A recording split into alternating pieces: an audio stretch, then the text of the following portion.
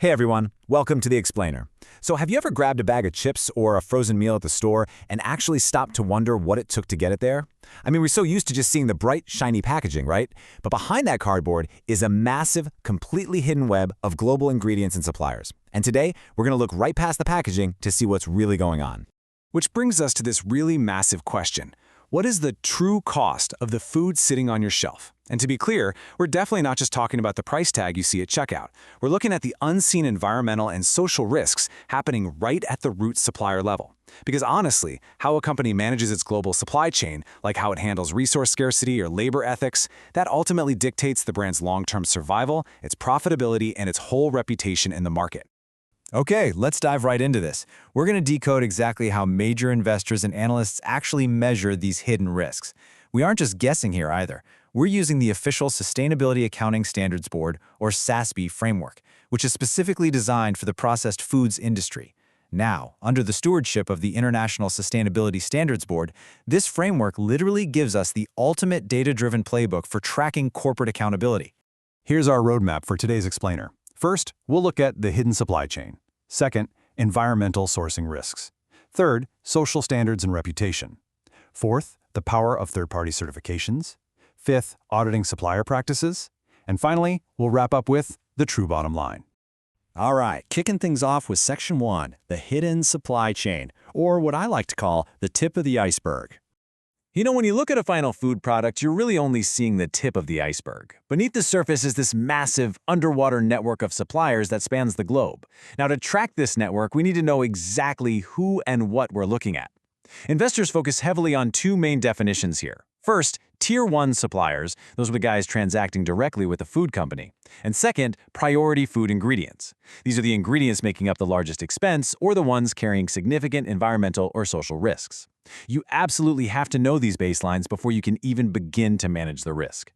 Moving right along to Section 2, environmental sourcing risks, basically nature's balance sheet. And this brilliantly illustrates the problem. Environmental issues like climate change and resource scarcity literally dictate whether an ingredient is even going to be available, and that causes wild price volatility. Take water, for instance. The processed foods industry relies incredibly heavily on it. Using the World Resources Institute's Aqueduct tool, companies are required to disclose the percentage of ingredients sourced from regions facing baseline water stress.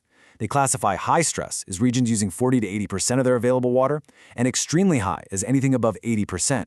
Just imagine sourcing your critical ingredients from a region that is literally running out of water. I mean, that is a massive operational disruption just waiting to happen. Next up is Section 3, social standards and reputation. Let's talk about the human element. So we've looked at the environment, but what about the human side of the supply chain? There's a really stark contrast between these two massive pillars of risk.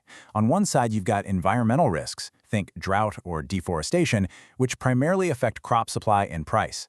But social risks? Now we're talking about severe human rights issues, underage labor, forced labor, and critical safety hazards. And the kicker is, while a drought might cause a temporary price spike, human rights abuses, those can completely destroy a global brand's reputation practically overnight and trigger huge consumer backlash. That brings us to Section 4, the power of third-party certifications. This is your shield. So how exactly do companies prove to investors that they're managing these risks? While they use recognized third-party shields.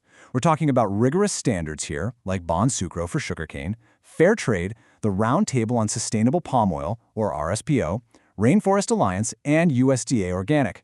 And companies don't just, slap these logos on a website for good PR.